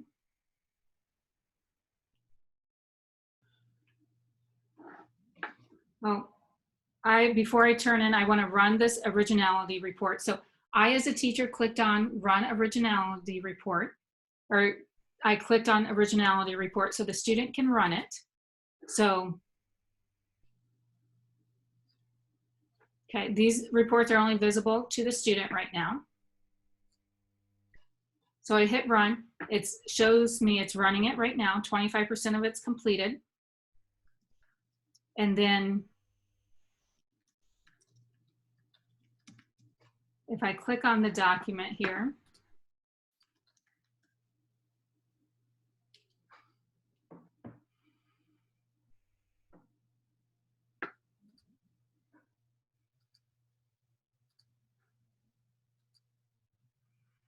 okay, so then I can view Originality Report. And this will show me, hey, there's 2 flagged passages right here. It's highlighted, and here's the web matches. One, some of the information came from this website, and then some of the information came from this website. So again, this is the student seeing this. So then hopefully the student will see, oh, they just put word for word here. So they have a chance to go back and change this. And hopefully they will. Again, this might, be a teaching moment to talk to the students about how to change it and put it into their own words. And then when they've done that, they can change it. They can, I think they can run up to 3 originality reports on one assignment here. And so they can go back and change it. And if they want to, then they can run the originality report again and then turn it in. So right here, I can come down here to edit. It brings me back to the editing screen, and then I can edit where I've just plagiarized. So again, a lot to take in here. Hopefully, depending on where you are at with your skill level with Google Classroom, you have one good takeaway from today. If not, feel free to go back through the slide deck, and we've got some screenshots there that will hopefully help you as well. And then we've got the recording as well. So I know we're a little bit ahead of schedule because I didn't take the break just in case if I didn't know how we would go, but hopefully Google Classroom will bring a little bit more ease to your life and less stress than you already have. So thank you for your time today. And Elizabeth and I will stay on for questions, but if you don't have questions or any other comments, you're free to go. I will say something at the bottom of this slide deck. There's some upcoming workshops, so feel free to take a look at those. And then if some of you might be on your journey for the Google Level 1 certification. Again, some of these challenges here, just make sure that you can do those. Do you have to? You don't, but I know some people are joining us today that they want to try to get Google Level 1 certified. So look at the challenges to do.